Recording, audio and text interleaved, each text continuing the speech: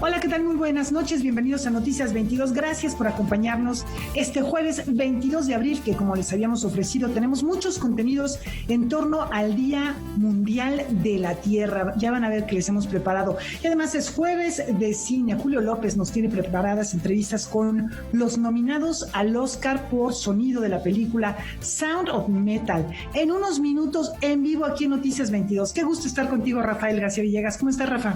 Muy contento de saludarte, Laura Barrera, querida amiga, amigos del auditorio. Hola, Laura Regis, también en la traducción de lenguas de señas mexicana. Y vamos a arrancar con esto, un tema que nos compete a todos. Día Mundial de la Tierra. Llevamos más de 40 años celebrándolo.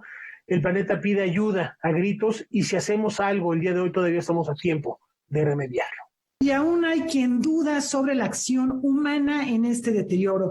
Vamos a ver más pruebas del daño que sufre nuestra Tierra y una de ellas es la extinción del glaciar Ayóloco, un cuerpo gigante que se encontraba en la cumbre del volcán Iztaccíhuatl, emblemático para la Ciudad de México y sus zonas aledañas, y que hoy se recuerda pues solamente con la instalación de una placa conmemorativa. A las generaciones futuras. Aquí existió el glaciar Ayóloco y retrocedió hasta desaparecer en 2018. En las próximas décadas, los glaciares mexicanos desaparecerán irremediablemente. Estas son parte de las palabras que se leen en la placa de acero firmada por la UNAM en el costado poniente del volcán Iztaccíhuatl, a 4.634 metros sobre el nivel del mar. La placa recuerda la presencia de este cuerpo de hielo declarado oficialmente extinto y busca enviar un mensaje a las generaciones del presente y venideras sobre las consecuencias del cambio climático y la influencia de las actividades humanas en el deterioro del medio ambiente. La elección del lugar fue justamente en un lugar donde hubiera roca firme, pero también que hubiera una huella de la presencia de los glaciares, y esa es una roca donde se veían muy bien esas marcas que las conocemos con el nombre de estrías de glaciación, y esas estrías las genera el hielo cuando se va moviendo y raya la roca. Entonces ese lugar es especial porque es roca firme, pero también está mostrando la evidencia de la presencia del hielo glaciar. Yo creo que es muy importante ser conscientes de esto, y creo que lo que hicimos ayer con toda la ceremonia es para dejar marca, dejar huella de que esto ahí estuvo y que pues las generaciones que vienen puedan ver lo que existió y puedan tomar acciones para lo que viene. Me parece que además de todo el terreno medioambiental y todo el terreno de los científicos, la literatura aporta también a la reflexión. La poesía, en este caso, ayer leímos 2 poemas de José Emilio Pacheco, uno muy interesante que se llama Malpaís, que evoca justamente a la cultura de la prevención y del cuidado del medio ambiente desde la poesía y no desde la ciencia, que también es válido y me parece que es un discurso también a considerar. Ayóloco era considerado uno de los pocos glaciares permanentes en México. Su importancia radicaba en ser una fuente de generación de agua dulce que beneficiaba al sistema hidrológico y a los agricultores. Además, mantenía en equilibrio la temperatura. Era un regulador climático. Por otra parte, los glaciares, por su color, ser blancos, reflejaban la radiación solar, entonces eran unos reguladores climáticos. Al desaparecer los glaciares suceden varias cosas, es decir, ya esa agua que era un extra, una bendición para los agricultores, sobre todo en la época de secas, pues ya no existe. Por otra parte, la radiación solar ya no es reflejada, sino ahora es absorbida. Como parte del proyecto universitario México 500, alrededor de 70 personas, entre vulcanólogos, montañistas y promotores culturales, recorrieron con la placa más de 7 kilómetros hasta llegar al sitio central, que vestía con más de 100 metros de espesor de hielo a la llamada Mujer Dormida. En palabras de Anel Pérez, la ceremonia que acompañó la colocación de la placa generó emociones similares al luto y evocó las nomenclaturas de la montaña. La montaña del Iztaccíhuatl tiene dos sentidos. Uno es el cuerpo de una mujer y entonces decimos subí por la ruta de los pies o nos vemos en las rodillas o me cansé mucho en la panza, oye, sí llegaste al pecho, ¿no? Usamos la nomenclatura propia del cuerpo de una mujer. Y la otra son referencias a lo que vemos en las montañas. Por ejemplo, la Cruz de Guadalajara, que es una cruz que se puso en el 68 después de una pérdida de muchos chicos jóvenes en el 68, 69, no me acuerdo. Y la placa de ayer, y lo dije, me pareció que es una placa para deshonrarnos por la parte que nos corresponde, porque no toda la extinción del glaciar es por una condición humana, pero sí hay una que nos hace responsable, y esa placa para mí es la antiplaca. Fue un evento sumamente conmovedor, muy triste despedirse de un glaciar, porque fue como si le hubieran amputado una parte a nuestra mujer dormida. Tú, en tu vida efímera, ya no verás siempre mi corona blanca. Algún día volveré a portarla, pero tú ya no la verás. Noticias 22, Karen Rivera. ¿Qué necesitamos como seres humanos, como sociedad, para unirnos y de verdad formar un frente común para salvar el planeta? Hoy, en el Día de la Tierra, quedémonos con esta reflexión. Es momento de hacer una brevísima pausa. Al regresar, Marquesina acompañan a Julio López, los mexicanos nominados a los premios Oscar. No se vayan.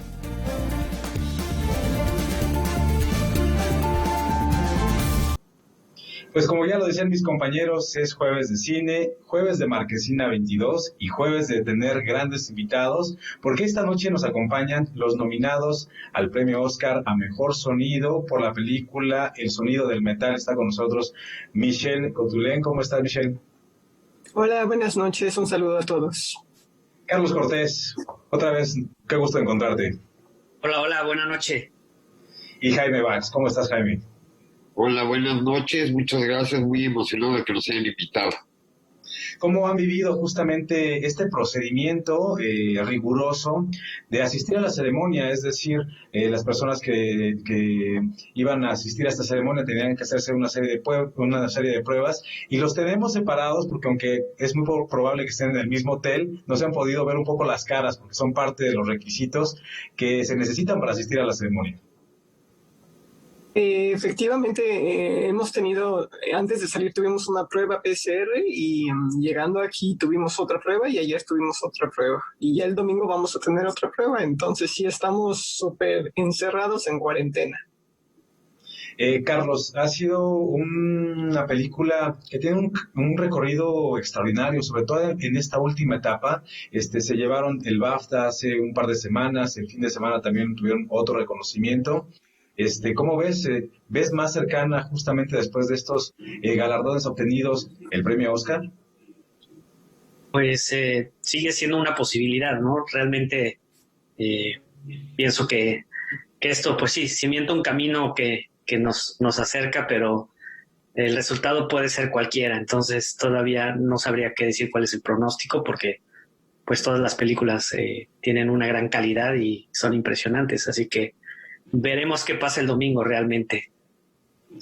Tuve la oportunidad ya de platicar previamente con los tres acerca de este trabajo que realizan y en esas charlas me explicaron un poco cuál es el procedimiento que se sigue en el mundo del sonido para las películas. Es decir, primero se graba el sonido directo dentro del set con el director, luego se hace, digamos, el diseño sonoro de toda la película y después viene esta tercera parte, que es justamente la que tú me explicabas también, Jaime, ¿no? Que es la de la mezcla de sonido. Cuéntanos un poco qué es lo que sucede justamente en esta última fase de lo que es el sonido de una película.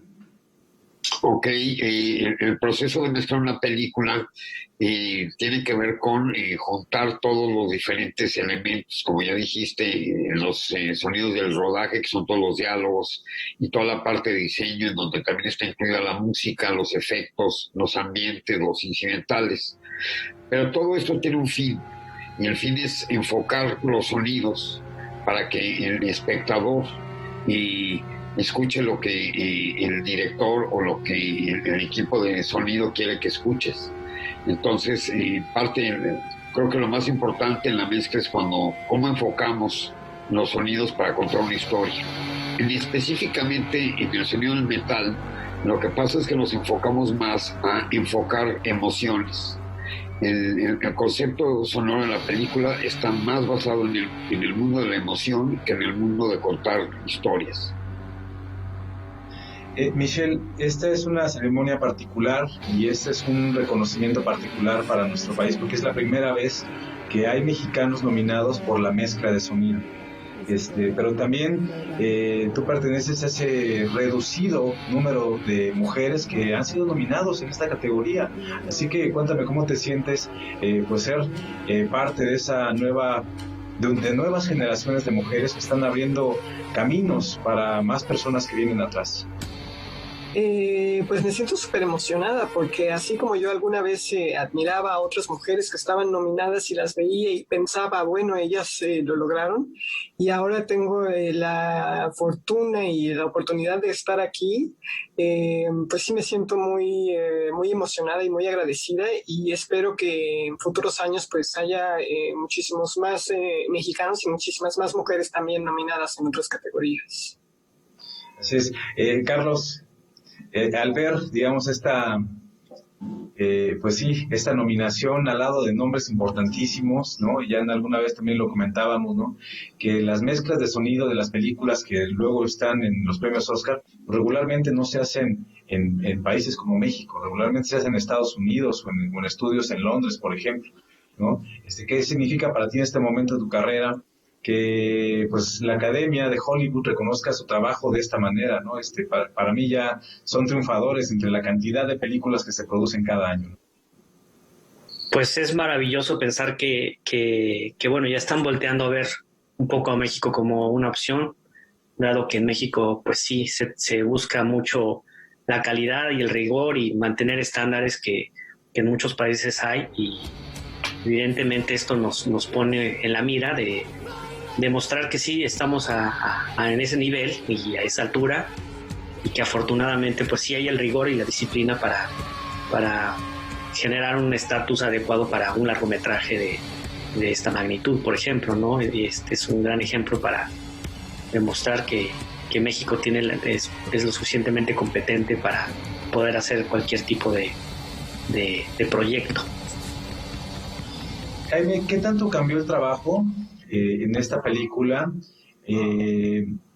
al justo eso, ¿no? Al desarrollar un proyecto no con un diseñador sonoro, sino con un artista sonoro, ¿no? ¿Cómo fue justamente ese pequeño cambio que es significativo y que el director también buscaba para la película?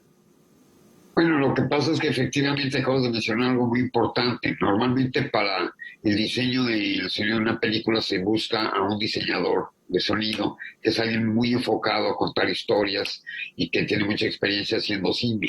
Pero en este caso, el director Darius Marder lo que buscaba era algo diferente y atacar más la parte emocional. Entonces decidió buscar a un artista sonoro. Y es un artista sonoro, Nicolas Becker, porque aparte de que se dedica a hacer cine, también se dedica a hacer instalaciones con otras disciplinas, ¿no? Por ejemplo, junta fotografía, junta pintura, junta pues, lo que se le ocurra que le funcione para crear emociones en un espacio. Usa mucho los museos alrededor del mundo para poner sus instalaciones. La ventaja de trabajar con un artista así es que la manera de trabajo fue muy libre, porque Nicolás, como una persona muy sensible, deja que la gente se exprese. A él le gusta expresarse y que la gente se exprese. Y esta fue una gran oportunidad para nosotros, porque nos dieron la oportunidad de expresarnos de la manera en que nos podemos expresar. Así es. Michelle, ¿cuál es un poco, o les pregunto un poco a todos, ¿no? ¿Cuál creen que haya sido el mayor reto de esta película, en el sentido de que, pues sí, el sonido es de suma importancia, ¿no? Porque vemos la historia de un baterista de heavy metal que se está quedando sordo. Y eso es muy difícil de retratar, cómo retratar esa sordera en la pantalla o simplemente omitirla. Pudieron haber tomado también ese camino. Así que cuéntenme un poco justo de esta experiencia. Pues justamente creo que el mayor reto fue que tuviera la autenticidad y que te sintieras realmente dentro del personaje y que te sintieras identificado y que muchas veces hasta te sintieras agobiado y que de plano pensaras, bueno, pero todo esto podría pasarme a mí, ¿qué va a suceder? Y muchas personas se han preguntado o han parado la película porque dicen, no creo que esto me pase a mí, luego ya acabo de verla. Entonces el mayor reto fue ese, tratar de darle toda esa autenticidad y veracidad. Carlos, ¿algo que nos quieras comentar sobre este asunto?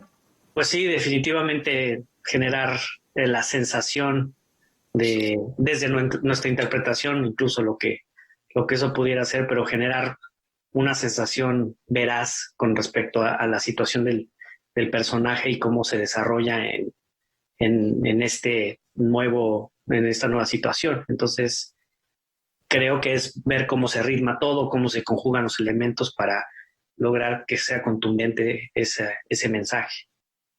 Es evidente que han ganado algunos reconocimientos, ¿no? En los premios Ariel, por ejemplo, pero algún día pensaron que iban a empezar un discurso con, bueno, quisiera agradecerles a la Academia de Hollywood. Jaime, ¿quieres decir algo? No sé cómo decirlo, y no quiero decir que nunca tuve, que lo pensé, se me pasó por la mente, pero en realidad yo no estaba buscando eso. Yo normalmente cuando trabajo en una película lo que me interesa es lograr que la película obtenga lo que para todos nos parece que debe ser. Normalmente siempre trabajas para ti primero. Y, o sea, es muy difícil pensar que vas a trabajar para el espectador, porque si a ti personalmente no te gusta o si no estás haciendo algo que te motive, pues no sé si lo puedes transmitir al espectador. Entonces, para mí siempre fue primero eso. Y llegar a la cuestión de los Óscares, pues no era como mi prioridad. Sin embargo, cuando hicimos El laberinto del fauno, cuando tuvimos la oportunidad de trabajar en El laberinto del fauno con Guillermo del Toro, ahí, acabando esa película, tuvimos una primera nominación a el BAFTA. Y entonces ahí descubrí que existía esa posibilidad de cruzar fronteras en cuanto a cuestiones de premiación. Ahí fue la primera vez que me di cuenta de eso. Así es, bueno, nada más nos resta agradecerles muchísimo este tiempo, esta entrevista, desearles muchísimo éxito y esperemos que el próximo lunes repitan aquí con nosotros, pero ya con la estatuilla en las manos. Muchísimas gracias, Michelle, Carlos, Jaime, un placer que hayas estado aquí con nosotros esta noche. Muchísimas gracias por invitarme. Muchas gracias. Gracias por la invitación. Un saludo a todos. Pues ahí lo tienen, este domingo se realiza la 93 edición de los premios Oscar con presencia mexicana. Ojalá que se traigan esas estatuillas para nuestro país. Vamos a cambiar de tema porque también es jueves y el crítico de cine Leonardo García Tsao nos va a recomendar una película que no se pueden perder. Los invito a ver de cuál se trata. Hola, ¿qué tal? ¿Cómo están? Pues mi recomendación de esta semana es una película china, cosa rara porque en México se estrenan muy pocas películas de ese país. Y se trata de una película de 2014 titulada Tan negro como el carbón. Es el tercer largometraje del director Diao Jinan y es un ejercicio en cine negro al estilo chino. Es una película muy interesante porque se sitúa en un paraje industrial, deprimente, nevado, donde un detective policíaco investiga un asesinato donde el cuerpo ha sido desmembrado. Y esto lo lleva a un tiroteo en un salón de belleza con el cual él mata a personas que no debió haber matado, por lo cual es despedido de la fuerza policíaca. Años después, él se encuentra un viejo colega, él ya está trabajando de guardia de seguridad y es alcohólico, y se encuentra un colega que le dice que sigue cometiendo ese tipo de asesinatos con descuartizamientos, y él vuelve a ir sobre la pista para tratar de resolver el caso. Como ven, es una trama típica del cine negro. En este caso, incluso hay una femme fatale, que es una mujer misteriosa que trabaja en una lavandería.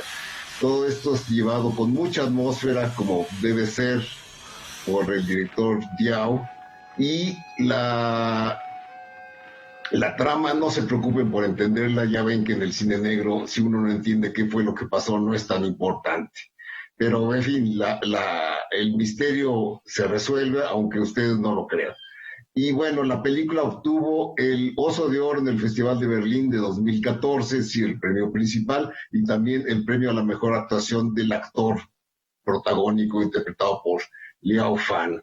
No se la pierdan, es tan negro como el carbón, pasa el próximo martes 27 a las 10 de la noche, tan negro como el carbón. Hasta pronto. Bueno, pues ahí lo tienen, y también no se pierdan esta noche a través de la pantalla de Canal 22 la película El Mariachi Gringo, que se estrenó ya hace un par de años en el Festival Internacional de Cine de Guadalajara, ganó algunos reconocimientos, se transmite hoy por la noche, y el domingo también tendremos un programa especial sobre los premios Oscar, justamente a las 5:30 de la tarde, así que ahí les daremos a conocer nuestras favoritas para esta 93 entrega de los premios Oscar. Laura, se va a poner bastante bueno este fin de semana.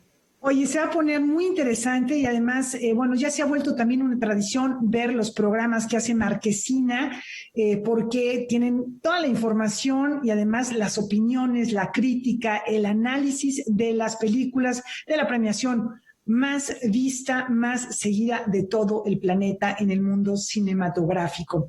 Y bueno, pues también las películas que recomendaste, Julio, además de la que recomienda Leonardo García Sao, no hay que perdérselas, es aquí en Canal 22, se la van a pasar muy bien desde casa, a gusto, ya si quieren ir al cine, bueno, pues ya es cosa suya, pero aquí lo tienen todo. Y fíjate, Julio, que también otra recomendación, no cinematográfica, pero periodística, de gran interés es la que tenemos. Muchas gracias por esta gran sección, por estos jóvenes, estos artistas que forman parte ya de una élite que son los nominados al Oscar. Les iba a recomendar que no se pierdan a Jacaranda Correa en Debate 22. Hoy recibe al doctor Mauricio Rodríguez, quien es vocero de la Comisión de la UNAM para COVID-19, y a la doctora Isabel Gracia, de la Unidad de Investigación Preclínica. Con ellos hablará sobre la vacuna que está desarrollando México, que está formando parte de este desarrollo para combatir la COVID-19. 9 de la noche, al término de Noticias 22, regresamos en un instante.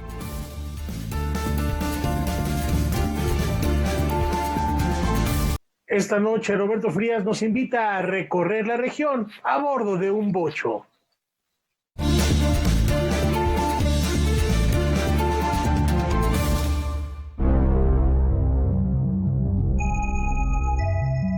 Cuando los extraterrestres lleguen por fin a visitarnos, está claro que habrá unos cuantos inventos humanos que merecerán ser presentados como parte de la cumbre de nuestro espíritu.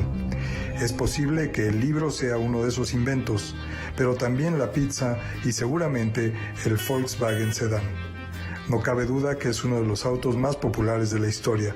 Quizás se deba a sus simpáticas líneas, a su motor de enorme ahorro, a su bajo costo y a muchas cosas más.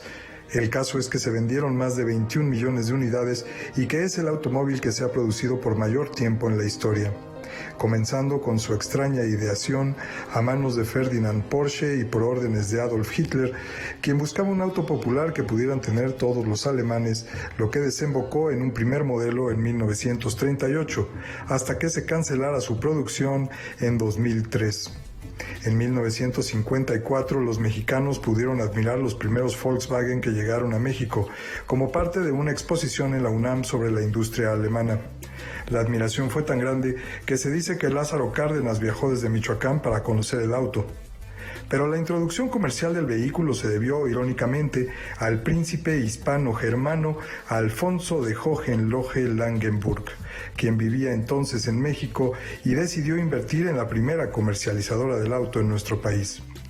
Curiosamente, el muy vasto capital que acumuló Hohenlohe con esta gran idea lo utilizó para invertir en hoteles y otros servicios turísticos en Marbella. A partir de este momento, la Volkswagen de México se consolida y crece de manera alucinante, al grado de que en 1965 comienzan los trabajos de la construcción de la planta de Puebla en un terreno de 2 millones de metros cuadrados. En 1969 se produce la unidad número 100.000 y para el año 1971 la unidad 200.000. Es también el momento en que se convierte en el taxi oficial de la Ciudad de México. Para 1978 es México el que produce el Volkswagen Sedán que se vende en Europa. Vendrían muchos modelos más, algunos menos afortunados que otros, pero el Volkswagen Sedán se volvería muchos símbolos en México, constituyéndose como taxi, como transporte económico y práctico en una ciudad muy contaminada y con mucho tránsito. Se convirtió casi en sinónimo de la Ciudad de México, donde se le apodó como el Bocho. Es muy probable que recuerde usted cientos de momentos en su vida en los que un bocho estuvo ahí presente, tanto si usted fue el propietario o lo fueron sus padres o sus amistades o alguna de sus parejas sentimentales. El bocho y usted fueron los testigos de las indecibles transformaciones de nuestras calles. No es exageración decir que, al menos en México, el Volkswagen desató furor. Y lo hizo hasta el fatídico año de 2003 en que dejó de producirse. La última unidad fabricada en Puebla se halla en el Museo de Volkswagen de Wolfsburg, donde usted, si es tan nostálgico, podría intentar comprarlo. Nos dicen que los precios de partida para los modelos de la última edición son de miles de dólares. Para Canal 22, Roberto Frías. Bueno, pues sí, solo quienes nacieron después de su fabricación y que fueron quedando cada vez menos, no lo integraron a su historia, a su vida como todos los demás. Y fíjense que ya están preparados todos para el comienzo de la fiesta del libro y la rosa. Como hemos venido platicando a lo largo de estas semanas, de estos días, les tenemos un adelanto de la programación. Mañana Raúl Zurita, el poeta Raúl Zurita, va a intervenir con una reflexión acerca de la violencia de las ciudades poéticas y de los horrores de la pandemia. Vamos a escuchar. El cielo como representación de lo inalcanzable, de los sueños. Las ciudades y el cielo es el nombre de la pieza con la que el poeta chileno Raúl Zurita participa en la fiesta del libro y la rosa, y en donde también reflexiona sobre la violencia que ejercen los seres humanos entre sí y sobre el dolor que ha acarreado la pandemia, imagen que ha ocupado su pensamiento. No es precisamente la poesía, sino que el espectáculo del sufrimiento de millones y millones y millones de seres humanos. En Latinoamérica hay gente que tiene que salir a la calle a buscar como sea algo para echarle a sus hijos. ¿Okay? Entonces, independientemente de las circunstancias en las cuales puede estar uno, ese pensamiento lo ocupa todo. ¿No? Entonces, aun cuando todo ser humano tiene derecho a su minuto de felicidad, incluso en el apocalipsis, es tan difícil pensar en términos tradicionales sobre la poesía en una situación como. Voy a hablar del abismo de cada ser humano frente al hecho a la presencia inminente de la muerte, y una muerte como esta, una muerte que es una muerte sin ilusiones, una muerte solitaria, donde se muere, ¿cierto?, con una mano de plástico que uno ve enfundada en un plástico, esa soledad infinita. El ganador del premio Reina Sofía de Poesía Hispanoamericana 2020 reivindica el valor de la literatura ante el dolor causado por la COVID-19, ante el confinamiento, a través de dos lecturas fundamentales. En la Divina Comedia está representada toda la emoción, está representada toda la angustia, todos los terrores, todos los sueños, todas las esperanzas, y las desesperanzas que denominamos una humanidad. Pero sin duda que para mí, volver a leer el Quijote me ensancha la mente, me ensancha el espíritu, ¿no? Entre otras cosas porque me hace reír. Entonces, a veces reírse es muy bueno, y sobre todo en circunstancias tan difíciles como esta. Como patrimonio invaluable, define al arte, que ha acompañado a la humanidad desde las pinturas rupestres hasta los happenings, desde Homero hasta Philip Roth. Raúl Zurita ve en el arte el espacio para la crítica de la injusticia y de la desigualdad, el lugar en donde se muestra la violencia, pero también la capacidad humana de amor y solidaridad. El arte, la literatura, la música, son ese gran compendio, ese gran reservatorio de las emociones y los sentimientos humanos. Y allí uno encuentra todo. Encuentra el heroísmo, pero también encuentra la bajeza. Encuentra aquella zona oscura de nosotros mismos, pero también aquella zona luminosa. todo aquello de lo que estamos hechos. Las ciudades y el cielo será transmitida el viernes 23 de abril a las 13:30 horas por TV UNAM y las redes sociales de Cultura UNAM, Libros UNAM, Dirección de Literatura, Casa Universitaria del Libro, Universo de Letras y Cátedra Carlos Fuentes de Literatura Hispanoamericana. Un hombre que agoniza tras él. Uno que quiso morir contigo cuando tú quisiste morir. Noticias 22, Víctor Gaspar. Estrellado contra los arrecifes. Pues ahí está la invitación a acercarnos a la Feria del Libro y la Rosa. Mañana tendremos la cobertura completa, nada más, junto con la obra del maestro Zurita. Iba a haber una presentación de drones en la Casa del Lago, la cual se suspendió por cuestión de permisos para volar estas aeronaves. Y hoy es jueves también de columna. Vamos a ver de quién y a quién recuerda esta noche el doctor Javier García Diego.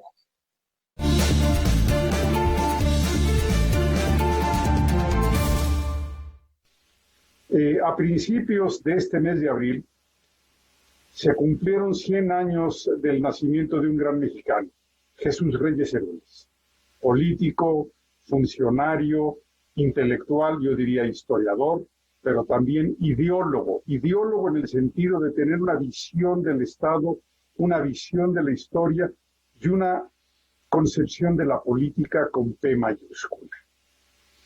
Él siempre consideró la historia como una disciplina que te daba visión, te daba perspectiva, entendías las continuidades y los cambios, te permitía vivir en varios siglos. A diferencia de lo que dice el refrán, para Jesús Reyes Heroles, y para mí también, la historia te permitía experimentar en cabeza ajena. Así, Reyes Heroles empezó a estudiar el liberalismo mexicano y empezó a descubrir que había una enorme continuidad entre la Reforma y la Revolución. Además, vio que el liberalismo mexicano era un liberalismo con sentido social, pero además encontró algo más interesante todavía, más particular del caso mexicano. El liberalismo clásico es un movimiento que se da a finales del siglo XVIII en Europa, sobre todo, para acotar estados absolutistas.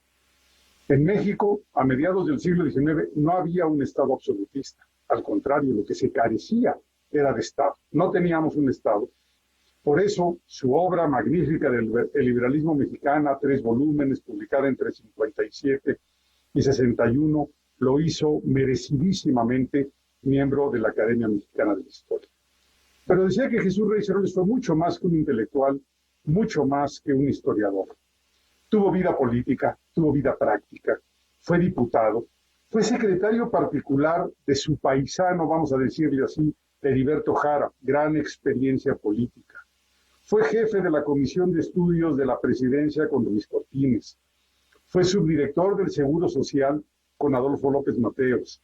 Fue director de Pemex con Gustavo Díaz Ordaz. Y fue director del PRI entre 1972 y 1975. Sobre todo, fue secretario de Gobernación entre 1976 y 1979 con José López Portillo. Entonces, lo que hizo Jesús Reyes Heroles, y este es su gran mérito histórico como secretario de Gobernación, fue hacer la reforma política del 77. ¿En qué consistió, en síntesis, esa reforma? Dar mejores condiciones de equidad para la contienda política y electoral y conceder el registro a los partidos de izquierda.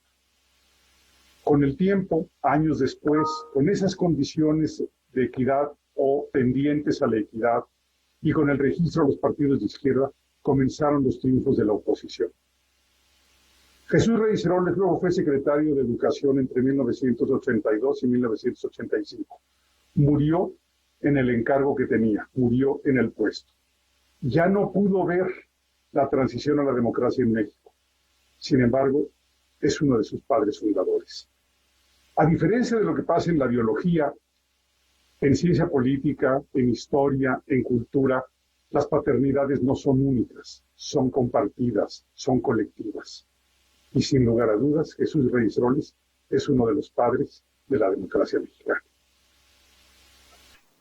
Gracias al doctor Javier García Diego por esta intervención y ahora nos vamos a la pausa. Al regresar, Artes Escénicas con la compañía El Milagrito y se prepara un concierto para recordar al maestro Armando Manzanero. Volvemos.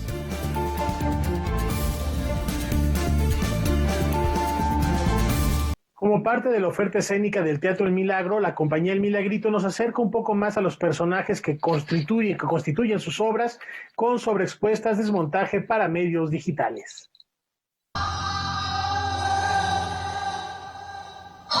Ciclo El Milagro en Video presenta para promover las artes escénicas desde la pantalla. Como un proyecto paralelo al montaje de la obra de teatro Sobreexpuesta, el acontecimiento, la compañía El Milagrito presenta Sobreexpuesta, desmontaje para medios digitales, una especie de falso documental que explora los personajes involucrados en esta ficción, con la que Teatro El Milagro reabrió sus puertas tras el confinamiento total en octubre de 2020.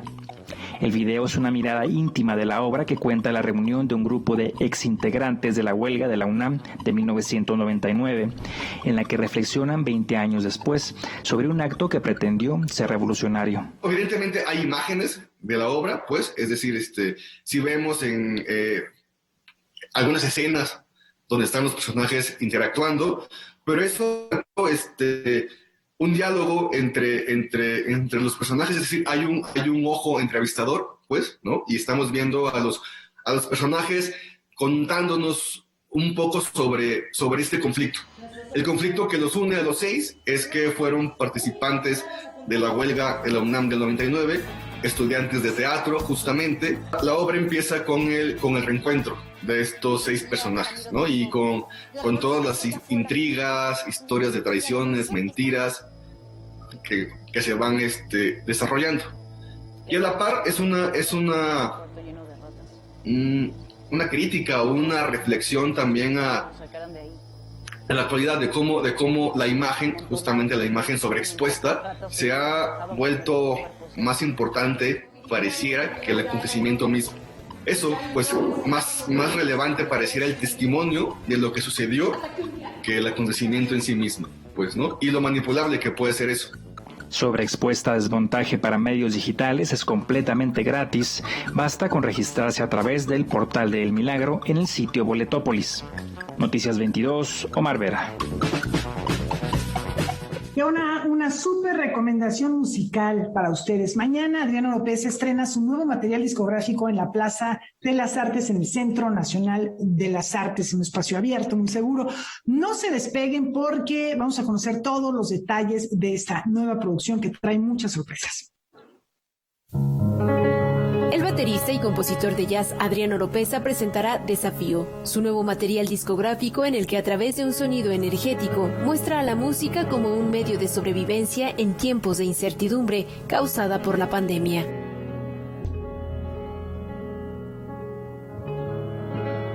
Me pareció que estábamos viviendo toda la humanidad un gran desafío, ¿no? El desafío de sobrevivir, de adaptarnos a una nueva realidad, de nuestras relaciones con las personas iban a cambiar y por supuesto la manera de hacer música. Entonces, pues ha sido todo un desafío y pues aquí estamos, ¿no? Decidí llamar el disco Desafío. Hay 3 temas en cuarteto de jazz y otros 3 temas a trío con piano, con trabajo y batería, y uno con violín y percusión electrónica, además de la batería acústica. Además de la propuesta sonora que incluye violín y piano, por primera vez el músico mexicano integra letra a una de sus canciones y suma a la voz como cuarto instrumento en 3 melodías. Con la participación del baterista Daniel Vadillo y la cantante venezolana Mariela Bettencourt, la producción, que inició su grabación en enero de 2020, incluye 6 piezas: Matinal, Motion, Parelian, Sol de Otoño, Desafío y Collage. Collage pues fue una mezcla de distintas piezas, de distintos fragmentos musicales que yo había compuesto, que los juntamos en una labor de producción, que también debo decir que es la primera vez que tengo un productor como tal, que es el maestro Iván Barrera, increíble bajista, violinista y productor, quien también hizo la mezcla y la masterización del disco. Entonces buscamos un concepto mucho más profundo, mucho más arriesgado, mucho más hacia la fusión. Adriano Oropeza ofrecerá un concierto para presentar Desafío el viernes 23 de abril a las 18 horas en la Plaza de las Artes del Centro Nacional de las Artes. La entrada será libre y habrá un cupo limitado a 120 personas que estarán colocadas de acuerdo con las medidas sanitarias. La actividad formará parte de la campaña #VolverAverte de la Secretaría de Cultura. Noticias 22, Karen Rivera. Y con más temas musicales, este fin de semana la Big Band Jazz de México rinde un homenaje póstumo al maestro Armando Manzanero. De la Big Band Jazz de México. Esto es delicioso. Cuando la Big Band Jazz de México visitó a Armando Manzanero en su programa de televisión, el compositor yucateco quedó seducido por el repertorio que le evocó recuerdos musicales de su infancia. A partir de entonces, surgió una colaboración entre el cantautor y la agrupación que perduró hasta el fallecimiento del maestro Manzanero el 28 de diciembre de 2020. Tuvimos 2 discos grabados, uno se llamó Manzanero, Big Band Jazz de México, y el otro se llamó Ni Antes Ni Después, y teníamos un tercero en puerta, ya no se hizo por desgracia. Hicimos una gira muy extensa por alrededor de la República con Manzanero y la Big Band Jazz de México, hicimos Centroamérica, Guatemala, y bueno, en verdad, fue un trabajo de muchos años, mucho cariño. Ahora la Big Band Jazz de México, surgida en 1999, ofrecerá un concierto homenaje a Armando Manzanero, que incluye una amplia selección de su repertorio y canciones de su preferencia. Y al aire nos dijo, oye, a mí me hicieron recordar con su orquesta cuando yo de pequeño iba corriendo de mi casa a los teatros a ir a ver la orquesta de Pablo Beltrán Ruiz, la orquesta de Luis Alcaraz, y me dijo, yo quiero grabar con ustedes. Y en esos 2 discos metimos temas que grabaron en algún momento Luis Alcaraz y Pablo Beltrán Ruiz. Más aparte, vamos a tocar pues todos sus éxitos, Adoro, Aquel Señor, Voy a Apagar la Luz, No sé tú, Nos Hizo Falta Tiempo, Te Extraño, Amanecer, Esta Tarde Vi Llover, Contigo Aprendí, Mía, no sé, infinidad de canciones. Somos 2 cantantes, Kareli Esparza y un servidor, Alfonso Alquicira, y ese día vamos a tener 3 cantantes invitados más, que va a ser Iván Caraza, Daniel Riolobos y Rodolfo Muñiz. Ellos se van a unir a esta primera fecha como invitados, y la idea es que durante la gira que se vaya haciendo vayan cambiando esos invitados, de repente vayan entrando otros, pero lo mismo, con la misma idea. La Big Band Jazz de México ya se prepara para una gira de conciertos homenaje a Armando Manzanero en varios recintos del país, siempre cumpliendo con los protocolos sanitarios en aras de participar en la reactivación de los recintos.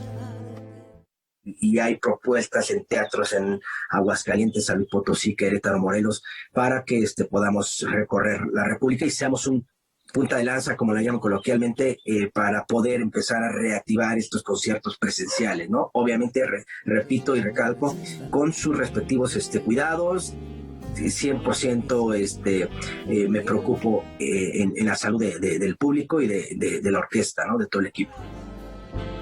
El concierto homenaje a Armando Manzanero se llevará a cabo el sábado 24 de abril a las 20:30 horas en el Teatro del Parque del municipio mexiquense de Huixquilucan. Noticias 22, Víctor Gaspar.